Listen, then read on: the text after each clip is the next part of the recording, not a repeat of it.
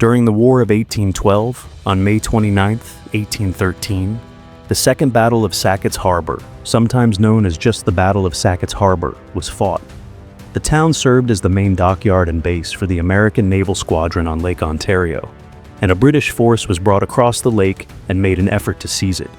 Here, 12 warships were constructed. American regulars, militia, Marines, and sailors repelled the British, despite the fact that the onslaught caused American vessels to injure themselves and destroyed naval supplies. The Great Lakes had been taken over by the British in the first few weeks of the war.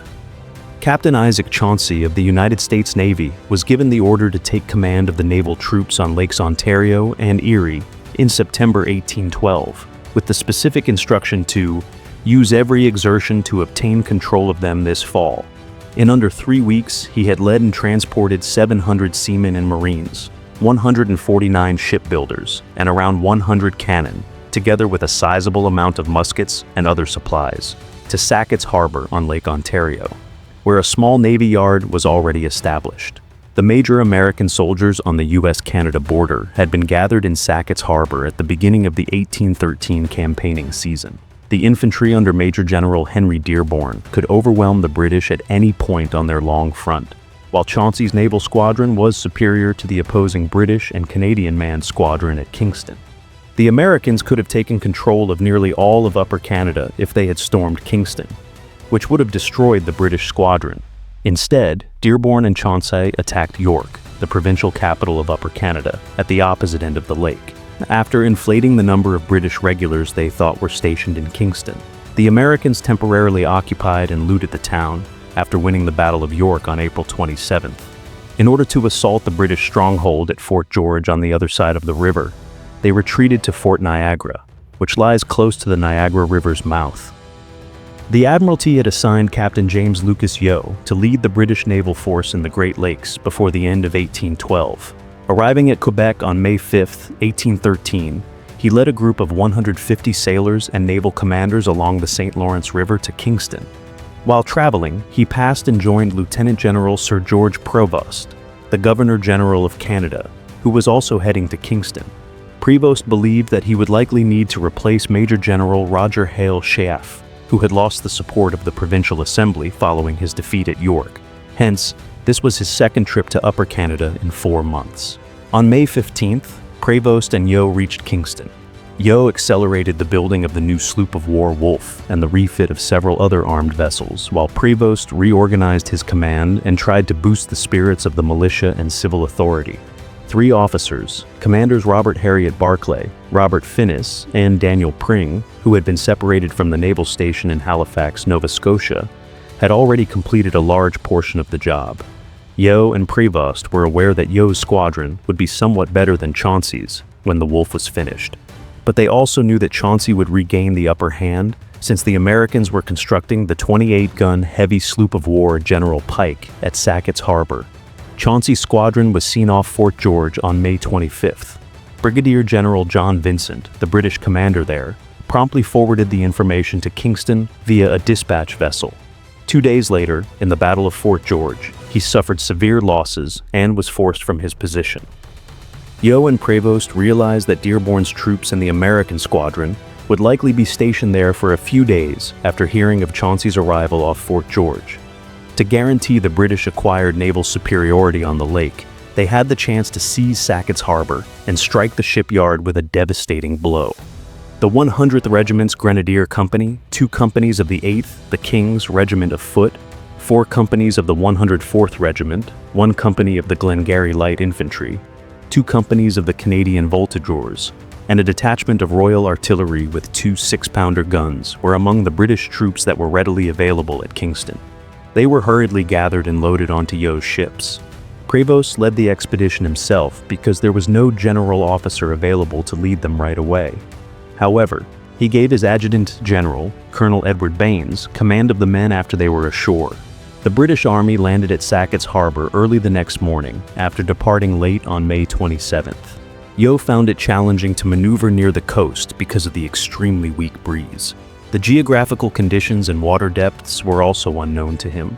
On May 28th, just before noon, the men started rowing ashore, but in the distance, they saw unidentified sails. The attack was canceled, and the soldiers went back to their ships in case they were Chauncey's fleet. 12 bateaux transporting soldiers from the 9th and 21st U.S. Regiments of Infantry from Oswego to Sackets Harbor were identified by the far sails. To stop them, the British dispatched a warship with a detachment of the Glengarry Light Infantry and 3 big canoes loaded with Native American warriors. Off Stony Point in Henderson Bay, the convoy was overtaken by the British Army. The Americans, primarily raw recruits, landed their bateau at Stony Point and retreated into the woods as the British started fire. The natives chased them down as they followed them through the forest. After around 30 minutes, during which they lost 35 men, the remaining American soldiers recovered their ships and hoisted a white flag. The senior commander turned up his remaining force of 115 officers and men after rowing out to Yo's fleet. Out of the American forces, only 7 managed to escape and make it to Sackets Harbor. The Americans were able to strengthen their defenses during this wait. At Sackets Harbor, about 400 regulars were positioned, mostly in the small detachments guarding Fort Volunteer and Fort Tompkins at the harbor entrance, along with several reinforcement and invalid parties. Lieutenant Colonel Electus Backus of the 1st Regiment of Light Dragoons served as the senior regular officer. An additional 500 militiamen were hurriedly summoned up from the neighboring region, and 250 volunteers came from the New York militia. Henry Dearborn had made arrangements for Brigadier General Jacob Brown of the New York State Militia to assume command of all forces at Sackets Harbor prior to his departure for York. A line of earthworks and abatis, defense works fashioned from felled trees and branches, surrounded the town and shipyard, and the Americans had constructed a number of strong blockhouses south of the settlement, in addition to Fort Volunteer and Fort Tompkins. Lieutenant Colonel Alexander McComb had designed and built out these defenses the year before. 2 armed schooners, Fair American and Pert, were moored at Blackwater Creek off Sackets Harbor, while the majority of the American armada was at Fort George with Chauncey. The Commodore's younger brother, Lieutenant Wolcott Chauncey, was the senior naval officer in attendance. On May 29th, the next morning, Prevost launched another assault. A Navy 32-pounder shooting at long range from Fort Tompkins and 2 militia 6-pounder field guns opened fire on the British forces as they landed on Horse Island, south of the town. The Albany Volunteers, who were guarding the island, also opened fire on them with muskets. The volunteers retreated when the British managed to land, despite losing a number of soldiers in the boats. The landing force surged over the flooded causeway that connected the island to the coast when it was completely built. The American militia retreated, leaving their firearms behind, even though the British were now an easy target. Eventually, roughly 100 of them were gathered by Brig General Brown. The American regulars with a few field guns only gradually surrendered after the British swung to their left in an attempt to capture the town and dockyard from the landward side. Every British attempt to attack their fortifications was repelled by them as they retreated behind their blockhouses and defenses. None of the bigger British boats were brought into range to help the attack, and Yo had gone ashore to join the infantry. Small, short-range carronades were the only weapon used by the tiny British gunboats, which could get extremely near to the coast. But they were useless against the American defenses. Eventually, Beresford, a British ship with 16 guns, used sweeps or long oars to close in. They swiftly expelled the American artillerymen from Fort Tompkins as its crew started fire. A portion of Beresford's shot landed in and around the dockyard after passing over the fort. Acting Lieutenant John Drury, a young American Navy commander, ordered the sloop of war General Pike, which was being built, and a lot of stores to be burned because he thought the fort had surrendered. Despite being ordered to protect the yard instead of the schooners, Lieutenant Wolcott Chauncey had boarded one of the schooners, which were battling the British warships at a far and useless distance. At this point, Prevost was certain that achieving success was unattainable. The militia that Brown had organized was assaulting his own right flank and rear, and he was unable to break the American defenses without the use of his own field guns. He ordered them to back off. Other reports from British soldiers said that the re-embarkation occurred in chaos, and that each regiment bitterly blamed the others for the repulse. Prevost later claimed that the enemy had been defeated and that the withdrawal had been executed in perfect order. According to the Americans, Prevost would never have made it back to Kingston if he had not made his hasty withdrawal. To the sounds of combat, the U.S. 9th Infantry had been force marching, but the British had left before they could become involved. 1 officer and 47 men were killed, 12 officers and 183 men were wounded, and 3 officers and 13 men were wounded and missing, that is left behind, according to the British Army's casualty return for the conflict. 1 person was killed and 5 injured, according to the separate Royal Navy casualty list.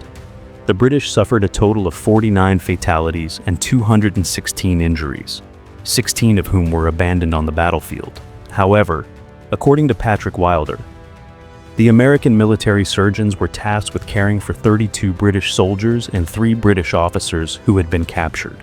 This would suggest that 19 of the British enlisted men who were presumed dead at the time of the official casualty return were really injured and taken prisoner.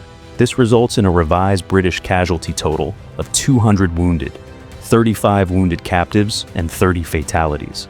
Captain Andrew Gray, Prevost's Deputy Assistant Adjutant General, was one prominent British casualty. According to the American Forces Casualty Report by Major William Swan, the U.S. Regulars and the Federal Volunteer Battalions had 22 dead, 84 wounded, and 26 missing. Swan only said that the militia loss did not exceed 25, without providing a full account of the loss. This means that around 157 Americans were killed, injured, and reported missing in the combat of May 29th, including Lieutenant Colonel Electus Backus, who suffered fatal injuries. The American casualties was 307 officers and enlisted men killed, wounded, or taken, including the 35 soldiers killed and 115 captured at Henderson Bay on May 28th. On May 28th and 29, the British took 154 prisoners and 3 6-pounder cannons, meaning that 39 captives were seized on May 29th.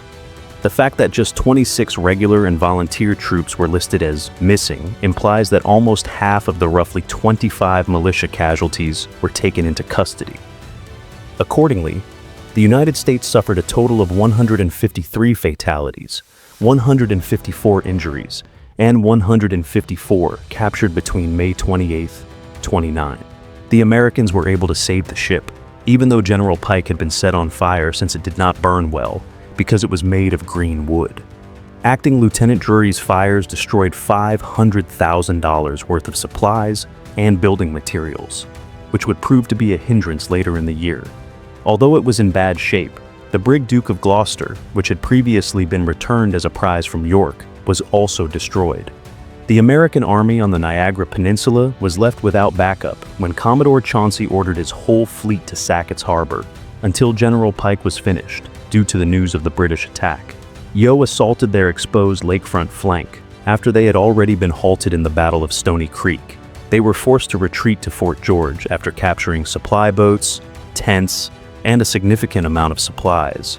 Jacob Brown received a formal commission as a brigadier general in the U.S. Army as a reward for his contribution to the Sackets Harbor victory. Although Prevost remained in charge in Canada for another year and a half until suffering yet another setback at the Battle of Plattsburgh, the repulse severely damaged his prestige on the British side. While General Pike was still being fitted out at Sackets Harbor and awaiting replacements for the supplies damaged on May 29th, Yeo attempted to destroy it once again after it had been launched.